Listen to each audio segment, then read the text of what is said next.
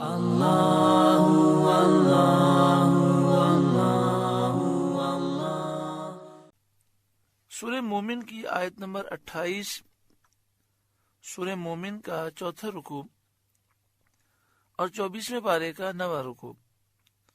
اللہ رب العالمین نے ارشاد فرمایا، وَقَالَ رَجُلٌ مُؤْمِنٌ مِّنْ آلِ فِرْعَوْنَ، اور بولا فرعون والوں میں سے ایک مرد مسلمان، یکتم ایمانہ، کہ اپنے ایمان کو چھپاتا تھا۔ یعنی فرعونیوں میں ایک ایسا شخص تھا جو مومن تھا اور اپنا ایمان وہ چھپائے ہوئے تھا۔ جب اس نے دیکھا کہ موسیٰ علیہ السلام کے لیے قتل کا فیصلہ کیا جا رہا ہے اور انہیں شہید کرنے کی باتیں ہو رہی ہیں، تو اس مرد مومن نے کہا، اتقتلون رجلا ان یقول ربی اللہ، کیا ایک مرد کو اس بات پر مارے ڈالتے ہو کہ وہ کہتا ہے میرا رب اللہ ہے؟ کیا اس وجہ سے ایک مرد کو تم قتل کرنا چاہتے ہو کہ وہ کہتا ہے ربی اللہ، میرا رب اللہ ہے؟ وَقَدْ جَاءَكُمْ بِالْبَيِّنَاتِ مِنْ رَبِّكُمْ، اور بے شک وہ روشن نشانیاں تمہارے پاس تمہارے رب کی طرف سے لائے، جن سے ان کا سچا ہونا ظاہر ہو گیا، یعنی ان کی نبوت ثابت ہو گئی ہے۔ وَإِن يَكُ كَاذِبًا فَعَلَيْهِ كَذِبُهُ، اور اگر بالفرض وہ غلط کہتے ہیں تو ان کی غلط گوئی کا وبال ان پر ہے۔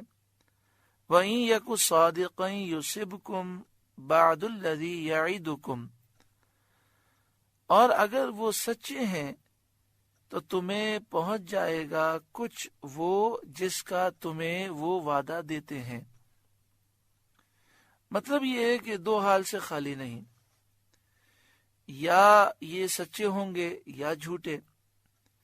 اگر جھوٹے ہوں تو ایسے معاملے میں جھوٹ بول کر اس کے وبال سے بچ ہی نہیں سکتے، ہلاک ہو جائیں گے۔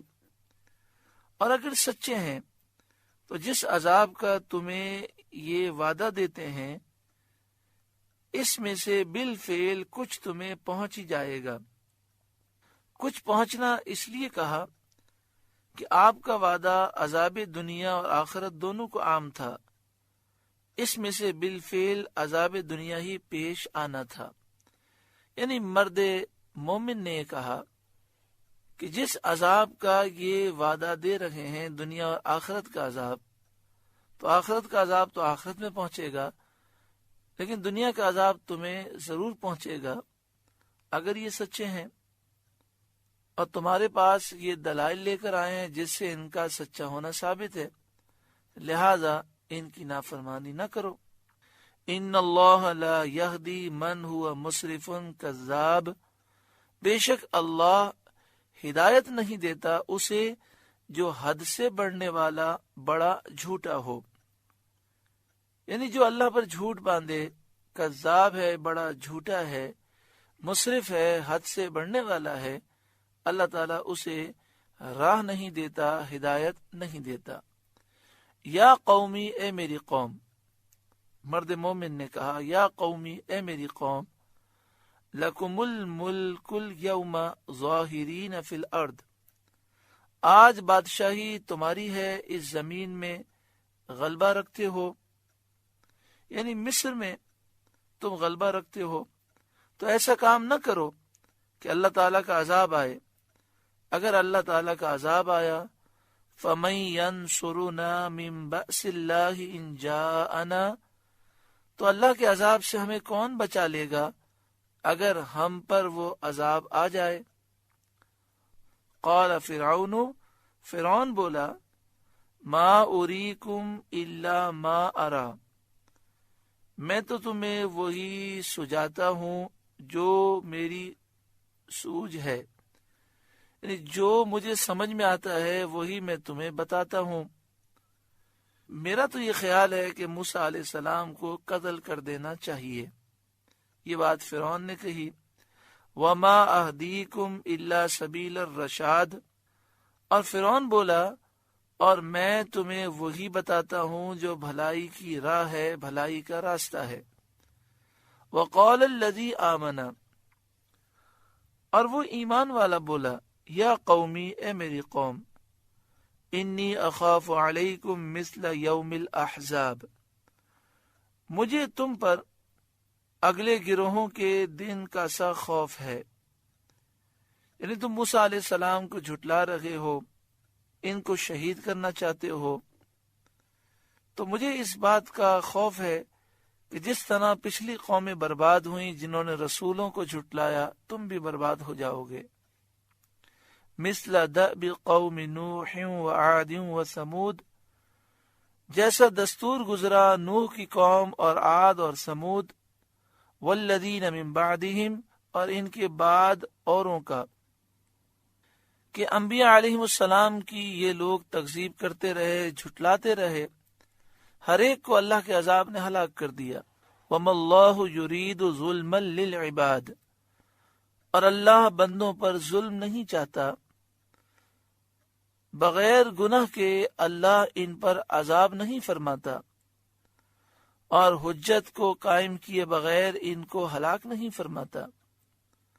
وَيَا قَوْمِ، اور اے میری قوم، انی اخاف علیکم یوم التناد، میں تم پر اس دن سے ڈرتا ہوں جس دن پکار مچے گی۔ وہ قیامت کا دن ہوگا۔ قیامت کے دن کو یوم التناد یعنی پکار کا دن اس لیے کہا جاتا ہے کہ اس دن طرح طرح کی پکاریں مچی ہوں گی، ہر جماعت اپنے پیشوا لیڈر کے ساتھ بلائی جائے گی، جنتی جہنمیوں کو اور جہنمی جنتیوں کو پکاریں گے، سعادت اور شقاوت کی ندائیں کی جائیں گی، فلاں سعید ہوا، فلاں کامیاب ہوا، اب کبھی شقی نہ ہوگا، اب کبھی بدبخت نہ ہوگا، فلاں شقی ہو گیا، بدبخت ہو گیا، اب کبھی سعید نہ ہوگا۔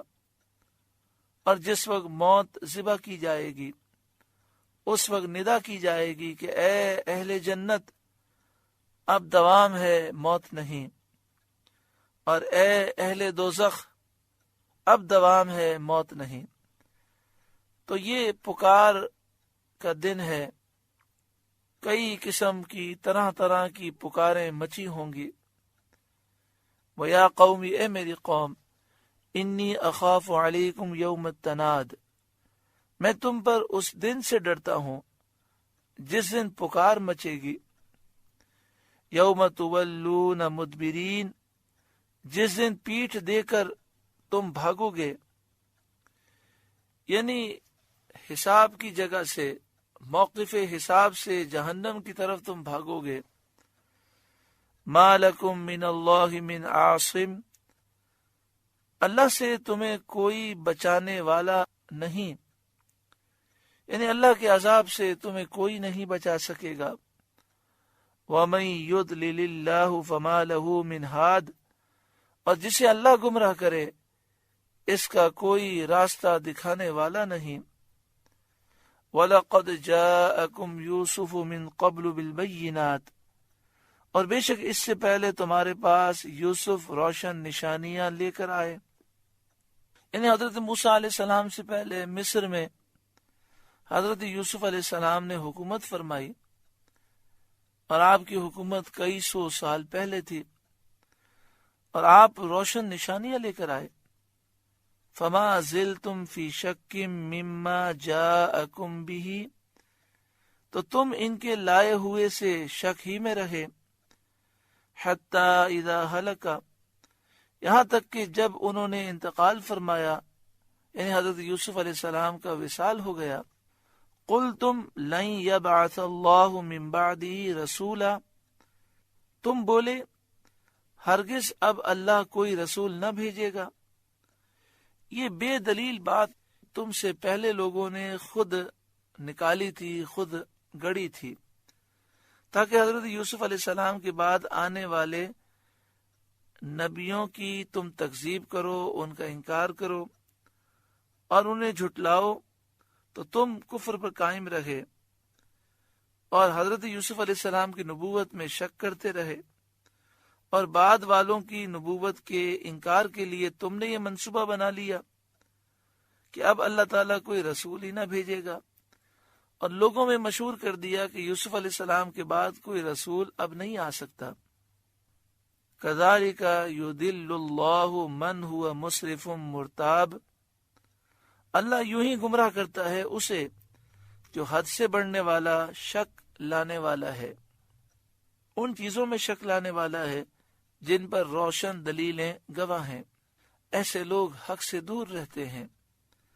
الذین یجادلون فی آیات اللہ بغیر سلطان اتاہم، وہ جو اللہ کی آیتوں میں جھگڑا کرتے ہیں بے کسی دلیل کے، بے کسی سند کے کہ انہیں ملی ہو۔ وہ اللہ کی آیتوں میں جھگڑا کرتے ہیں یعنی انہیں جھٹلاتے ہیں۔ کبر مقتا عند اللہ، کس قدر سخت بیزاری کی بات ہے اللہ کے نزدیک، وعند الذین آمنوا، اور ایمان والوں کے نزدیک۔